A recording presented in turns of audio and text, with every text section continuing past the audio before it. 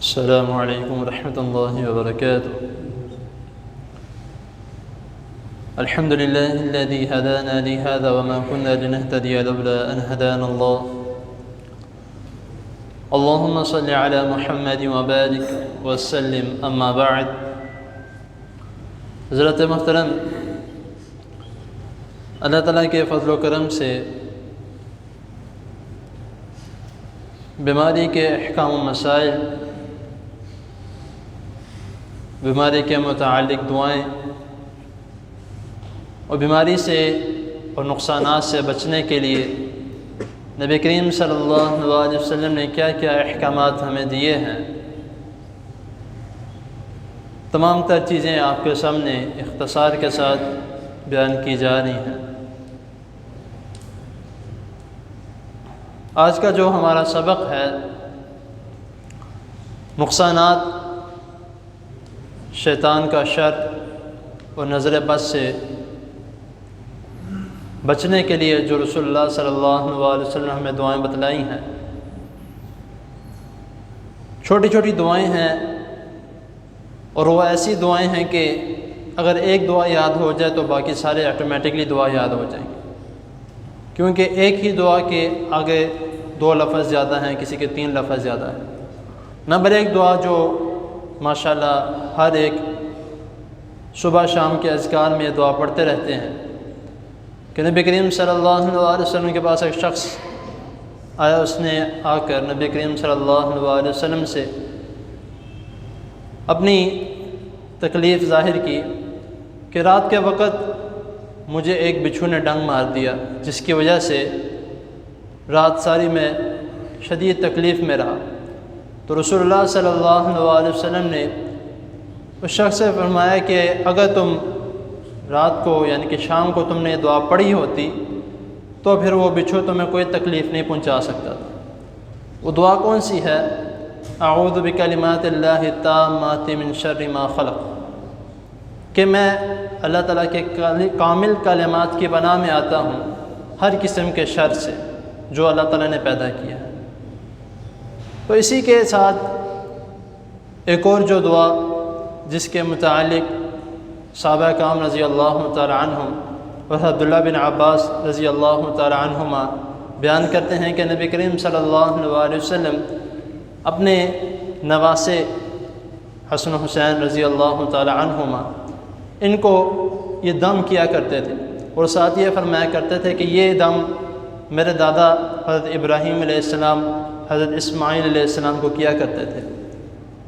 جو الفاظ حدیث میں الفاظ استعمال ہوئے ہیں وہ تثنیہ کے لیے یعنی کہ کما، لیکن اگر کوئی اپنے بچوں کو اکٹھے بٹھا کے دم کرتا ہے یا 2 بچوں کو کرتا ہے یا 1 بچوں کو کرتا ہے، اس کے متعلق جو ہے کہ جو حدیث کے الفاظ ہیں وہ میں سب سے پہلے بتا دیتا ہوں کہ اعیذکما بکلمات اللہ التامات من کل شیطان ومن کل عین لامہ۔ یہ جو حدیث کے الفاظ جو دم کرتے نبی کریم صلی اللہ علیہ وسلم، اب اگر کوئی اپنے ایک بچے کو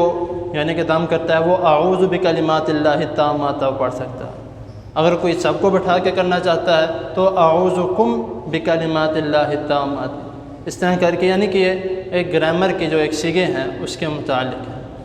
اور آخری جو ایک دعا، یہ بھی جو دعا میں نے آپ کو بتلائی ہے، یہ نظر بد کے لیے اور شیطان کے شر سے بچنے کے لیے، اور یہ انشاءاللہ تعالی جتنی میں دعائیں بتلا رہا ہوں جو یعنی کہ اگر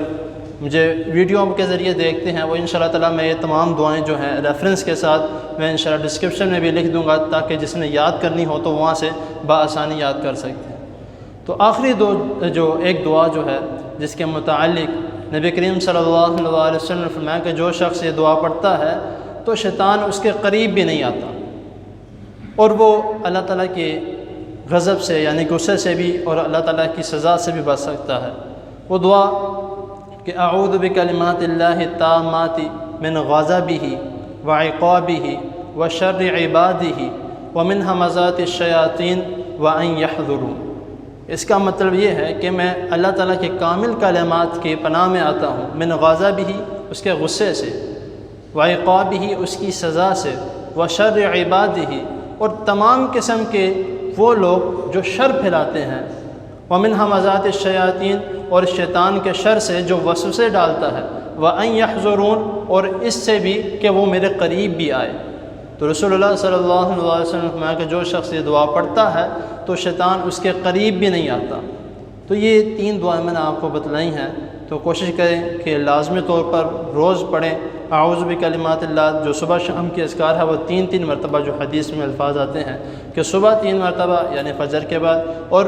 شام کو 3 مرتبہ یعنی مغرب کی نماز کے بعد، کہ لازمی اپنے لیے کر لیں تو انشاءاللہ تعالیٰ کوئی بھی نبی کریم صلی اللہ علیہ وسلم کی بات کبھی غلط نہیں ہو سکتی، ہماری ہو سکتی ہے، لیکن خاص طور پہ یہ جو دعا ہے اس کو لازمی کریں، اور اپنے بچوں کے اوپر نظر بد کا بھی، کیونکہ یہ بھی ایک ایسی بیماری ہے جو اگر لگ جائے تو بچے بیمار ہو جاتے ہیں، کوئی مسائل پیدا ہو جاتے ہیں، تو اس لیے یہ جو 3 دعائیں ہیں یہ ہمارے لیے فائدہ مند ہیں۔ تو اللہ تعالیٰ کی حضور دعا ہے اللہ تعالیٰ ہمیں جو سنا